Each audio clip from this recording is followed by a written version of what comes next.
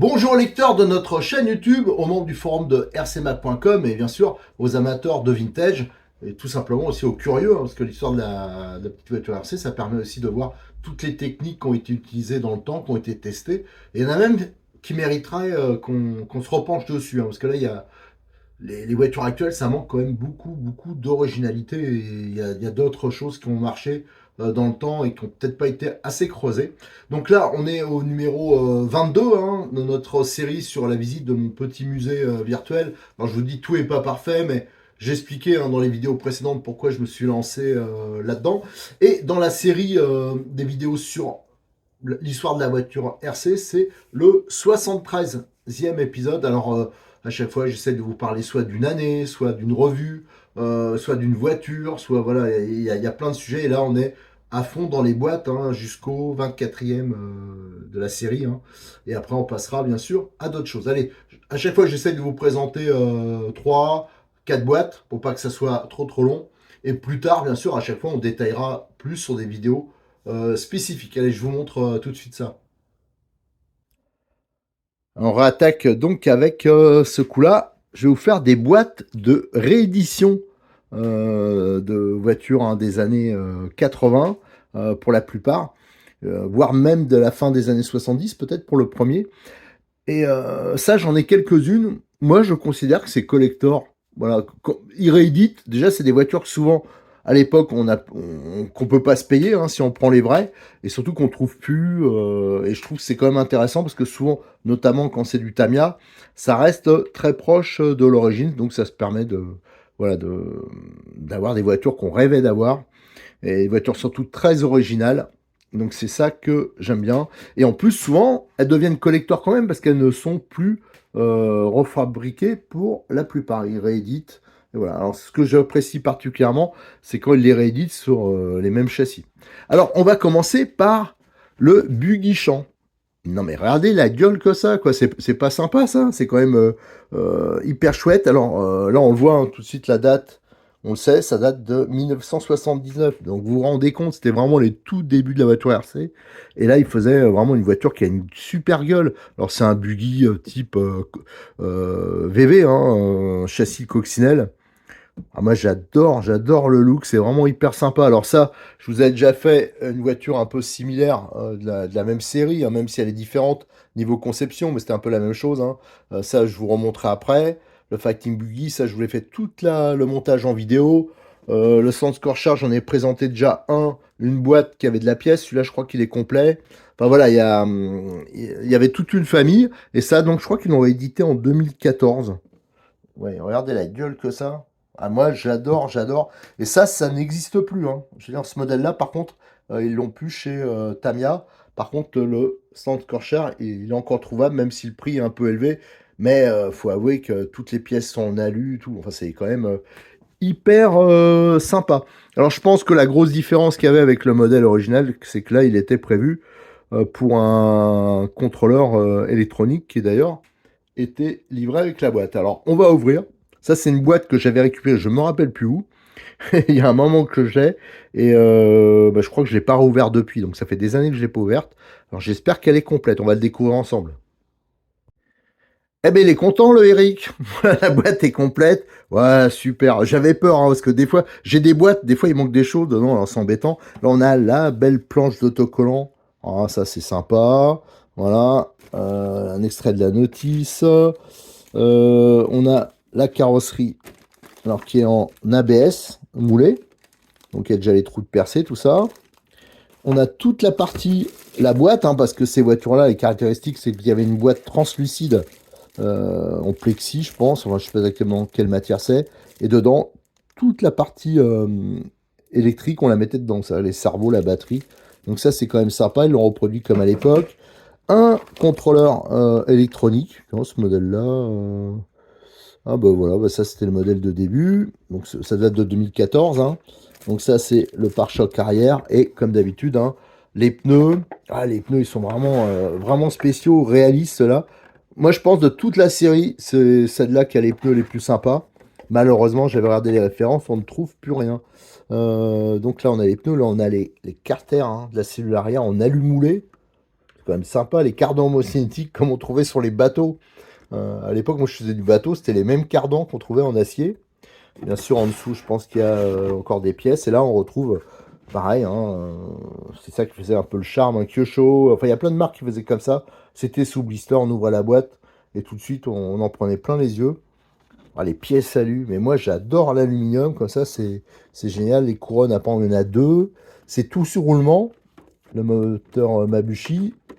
Et là, il y a les bras de suspension, tout ça. Et en dessous, je pense que c'est, regardez, les jantes, pare-choc. Je sais pas si c'est un pare-choc, non, c'est pas le pare-choc, je sais pas ce que c'est. Bon, je sais pas. Il y a un gros bloc de mousse. Donc ça, c'est une voiture. Il y a longtemps que je veux la monter, mais j'hésite. Quand c'est en boîte comme ça, j'avoue que ça m'embête un peu. Mais bon, simplement pour le plaisir, je me ferai le montage à l'occasion. Et bien sûr, hein, vous pourrez le suivre en photo et en vidéo sur notre chaîne YouTube et sur le forum. Voilà le Buggy Champ. Voilà, vraiment une voiture, pour moi, importante dans la gamme Tamiya et sûrement une des plus belles, quoi. Le look, j'adore son look. Voilà. Et les pneus réalistes, tout ça, donc ça c'est hyper sympa. La seconde, je voulais présenter, là je me rappelle pas si c'est, bah maintenant si c'est l'année dernière, vu que depuis hier on est en 2023, mais c'était, ils l'ont ressorti, c'est une série spéciale, enfin une série spéciale, une réédition. Là je l'avais dit, hein, parce que je sais qu'il y a des gens qui l'attendaient, j'ai dit méfiez-vous, cette voiture-là, ils vont peut-être la sortir qu'une fois, et ça n'a pas manqué. Elle a été dispo une fois. Cyril, il a eu du mal à en recevoir, il n'en a pas reçu beaucoup. Direct, j'ai sauté dessus. Quand j'ai fait la présentation, j'avais dit non, non, j'en prends pas une, j'en ai déjà pas mal des Tamiya. Et ben j'ai craqué, quoi, la voiture que j'ai présentée, j'ai dit ben, je vais la prendre. Et c'est une réédition d'une voiture de 1985. Et donc c'est un deux roues motrices, hein. Toujours le même système, hein, le pilote qui se voit avec la cage. Et là, vraiment une caractéristique, c'était l'amortisseur avant unique, hein, avec le basculeur. Moi, je vous dis tout de suite, ça marchait pas bien. Et Tamiya, à un moment, ils ont insisté là-dedans. Il y a pas mal de Tamiya qui étaient avec même des 4x4, tout ça, avec un amortisseur comme ça. Bon, voilà. Les amortisseurs Tamiya plastique jaune qui étaient très bien. Il y en a même qui les montaient sur des buggy 1/8 avec les jaunes, là, les jantes dorées, tout. Voilà. Donc le Nova Fox. Donc ce qu'on va faire, je pense que comme c'est la voiture qui m'a servi pour faire la présentation, je vais ouvrir la boîte. Donc j'ai ouvert la boîte et c'était bien ça, hein, c'était un modèle que j'ai présenté, c'est pour ça que c'est un peu en vrac, parce que ça j'avais pas prévu de le remontrer voilà, comme ça. Alors donc on a la carrosserie, hein, voilà, Alexandre, qui ressemble pas mal à ce qu'on peut trouver sur un RC10. Voilà, c'est un peu le look. Les gros les triangles, la gueule qu'ils ont. Alors ça c'est quand même étonnant les triangles. En fin de compte là en dessous c'est plein. Et là, c'est quand même très... toute la merdouille, elle devait rentrer dedans, hein. Ah, c'est spécial. Ah oui, parce que là, il y a plus un système un peu de basculeur. Là, c'est le arrière. Alors, contrairement à la précédente, là, c'est tout en plastique. Oh, les porte-fusées à l'arrière, ils sont vraiment gros. Gros pare-choc. Enfin, voilà, le châssis type baignoire. Et je pense qu'en dessous, il doit avoir tous les sachets. Alors, je vais peut-être pas ranger. Ah, mais là, d'une main, je vais avoir du mal. Ah, bien sûr, c'est fermé. Allez, hop. Je vais vous l'ouvrir quand même pour vous montrer tout ce qu'il y a. Hop, on déverse. Allez, hop, en vrac. Donc, on a les fameuses jambes dorées. Et regardez, l'entraîneur derrière, c'est quand même particulier, hein. C'est pas au standard actuel. Les jantes avant, bien sûr, c'était avec les roulements directement dans les jantes. Les fameux amortisseurs Tamiya jaunes. Et comme d'habitude, hein, bon, un moteur qui correspond... Qu'est-ce que c'est ce moteur-là? C'est un standard, mais pourquoi il y a ce... Bon, ben, je sais pas. Il y a peut-être un poil différent. Les pneus, alors ça, je me rappelle, sur plein de Tamiya, il y avait ces pneus. Alors, il y avait des sortes de pavés comme ça, et des picots, c'était alterné. Les pneus spécifiques 4.2, qui sont assez tendres. Je pense que c'est plus tendre qu'à l'époque. Et les sachets, hein, comme sur les Tamiya actuels, avec des outils, de la graisse, les chapes, là les pièces d'amortisseur, les tirants, il y a même barre anti-roulis, c'est normal, il y a au moins une barre anti-roulis à l'avant, parce que vu que il y a un amortisseur en X, s'il n'y a pas ça, la voiture elle bascule. Là il y a support en époxy, je pense que ça doit être pour platine ou amortisseur. Les axes, c'est toujours le même système, hein, sur les Tamiya, les axes de triangle, toute la transmission, le différentiel donc qui est ouvert, hein, il n'est pas fermé, avec des gros planétaires, des gros satellites, le fameux sauve-cerveau qu'on retrouve sur toutes les voitures Tamiya. Et là, il y avait un variateur électronique qui a apparemment été déjà récupéré, et la fameuse aussi, puisque c'est souvent la même, grappe pour le pilote qu'on peut décorer façon maquette. Voilà donc pour le Nova Fox, hein, qui malheureusement n'est plus disponible, je crois. Il faut regarder chez Cyril, parce que Cyril, il a vraiment un gros stock comme ça. C'est moi, j'avoue que je le pense, je le pousse à prendre. Je lui dis, ah mais prends-en ça, machin. Donc des fois, il a des stocks qui n'existent plus chez le distributeur. Alors malheureusement, hein, ces voitures, faites attention quand même, c'est que on peut se faire plaisir en prenant, parce que le look est différent, le plaisir de les monter. Mais attention aux pièces détachées, hein, c'est pas évident d'en trouver, des fois c'est même plus fabriqué. Donc grosse méfiance. Par contre, la prochaine, vous pouvez y aller parce que elle est produite depuis des lustres. C'est le fameux Lunchbox. Le Lunchbox, alors ça c'est depuis... je sais plus en quelle année ça a été produit, mais ça c'est les années 80 aussi, peut-être moitié des années 80 ou peut-être la seconde partie. Et depuis, il est régulièrement réédité. Et là, avec très très peu de changements. Faut dire, c'est un Doro motrice hyper sommaire. On le voit, hein, regardez la transmission, il n'y a pas de cardan, il n'y a rien. Hein, c'est hyper simple. C'est une cascade de pignon, il y a un pont derrière. Donc il y a des arbres de transmission.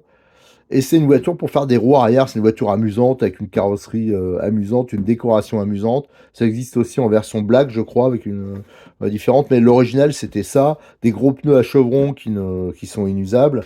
Là, on voit bien l'implantation. Et les seules options, c'est... alors, ça m'étonne que... Moi, j'ai l'impression que les amortisseurs hydrauliques... Il faudra vérifier. Non, je pense qu'ils ont raison. Les amortisseurs, ils sont en option, ainsi que les roulements. Alors ça, j'avais fait un kit roulement. Cyril, il le propose, hein, le kit roulement pour la voiture.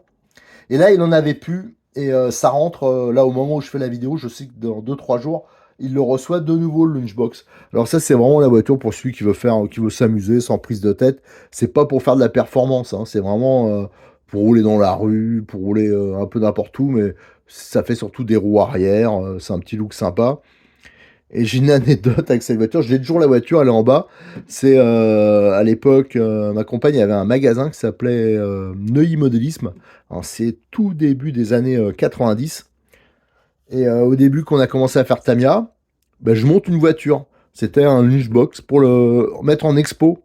Et je sais pas avec qui était venu me voir. On dit, ah bah tiens, on va le faire quand même rouler un peu dans la rue. Je fais rouler sur le trottoir. Et comme ça fait des roues arrière, je perds un peu le contrôle. Il va sur la route. Et au lieu de freiner, elle était sous une voiture, bah, j'ai accéléré pour la sortie de sous la voiture. À ce moment-là, il y a une voiture qui passe et qui l'écrase. Ça a roulé en plein dedans. Mais la voiture était ruinée, les pneus, elle était toute neuve. Ah, je me rappelle, elle hurlait comme un putois. Surtout qu'on avait vraiment pas de blé. On avait ouvert vraiment avec des moyens ridicules. Et les pneus étaient déchirés, la carrosserie était à plat, tout ça. Et le pire, c'est que la voiture, je l'ai encore. Je l'ai encore, elle est en bas. On avait commencé un peu à la bricoler, mais ça revenait plus cher à la remettre en état que de... Donc vous verrez, je vous en reparlerai, je vous le montrerai quand on visitera, enfin quand, à la fin, quand on ira voir les, entre guillemets, épaves. Mais ça, c'est une voiture que je me suis pris il y a longtemps. Hein. Ça fait déjà quelques années qu'elle est là. C'est quand l'on réédité, j'ai dit j'en prends une. Mais je précise que c'est toujours dispo. Voilà. Donc ce qu'on va faire, on va ouvrir la boîte normalement. Ah non, elle est en montage. Mais oui, mais c'est vrai, je l'ai vu en plus il y a quelques jours. Il me reste pas grand chose pour finir de la monter, je crois. Donc il doit y avoir la carrosserie dedans. On va regarder ça. Voilà, c'est bien ce que je pensais. C'est une voiture que j'ai commencé à monter, qu'il va falloir que je finisse. Donc c'est pour ça qu'il y a, voilà, il reste dedans les pare-chocs, par exemple. Regardez, les pare-chocs chromés. Ça se fait plus trop, ça. Hein, des beaux pare-chocs chromés. On va lui donner un petit look sympa. Et la carrosserie, on va pousser ça, qui est en ABS. Donc imaginez hein, quand la voiture est passée dessus, je vous en parle pas, la tête qu'on faisait. Donc voilà, la carrosserie en ABS. Tiens, avec ça, on peut faire... comment ça s'appelle ça non, j'allais dire Sheriff, mais fais-moi peur, non, mais ça n'a rien à voir. Barracuda. Voilà, la voiture de Barracuda, un peu, là. C'est pas ça, non? C'est ça ressemble fort. Et on a donc les pare-brises fumées, toutes les vitres fumées, ça doit être au-dessus, hein. le toit ouvrant. Voilà, donc le Lunchbox avec sa belle planche d'autocollant. Regardez comment elle est sympa. Ah si, par contre, la fille, c'est la fille de Sheriff Fais-moi peur. Voilà, ça ressemble plus. Donc super, voilà. Ah, ça, faut que je me la fasse. Et que je le fasse rouler, ce bolide-là. On mettra... non, même avec le moteur d'origine, je peux vous assurer qu'on fait des belles roues arrière. Voilà, le Lunchbox. Alors, pour ceux qui sont intéressés, hein, je sais que Cyril, il en reçoit bientôt. Mais ça, c'est pas une voiture pour faire de la performance. C'est vraiment la voiture pour faire joujou quand on passe avec un gamin. C'est marrant, quoi, en démo. Moi, je l'avais pris. Je pense que c'était justement pour faire de la démo. Quand nous, on fait auprès des écoles, des gamins, je crois qu'ils vont adorer cette voiture. Et là, on voit même, il y avait plusieurs types des propositions de décoration qui sont différentes. Et là, la vue de la voiture, alors c'est un empattement qui est très court, c'est pour ça que ça lève, et la batterie, vous voyez, elle est sur l'arrière là. Alors je pense qu'on mettra pas une batterie normale, on mettra une batterie comme d'habitude. Souvent je réutilise les batteries des Funtech, parce qu'elles sont petites, il y a de l'autonomie, tout ça, et je pense que ça sera idéal sur cette voiture. Voilà, et ça évitera d'avoir trop de poids et de faire trop lever. Et les amortisseurs, donc on voit la roulette ici, pour les wheelings. Et là, c'est bien sûr, ils sont chromés, tout ça, mais c'est des faux amortisseurs. Là, on peut mettre les amortisseurs hydrauliques. Non, mais c'est vraiment hyper sympa comme caisse. Et il y avait aussi le Midnight Punty, je crois, je me rappelle plus trop le nom. Je crois qu'il est toujours aussi commercialisé. Mais je préférais quand même le Lunchbox. Voilà, on a terminé pour cette série de 3 vidéos. Là, c'est des rééditions. Je me demande si la prochaine, on va pas faire aussi de la réédition, comme ça sera fait. Allez, à tout de suite. Hein, comme d'habitude, je publie les vidéos à la suite. Et je vous donne rendez-vous, bien sûr, à venir nous rejoindre sur notre chaîne YouTube et sur le forum de rcmac.com pour nous aider à compléter le musée virtuel.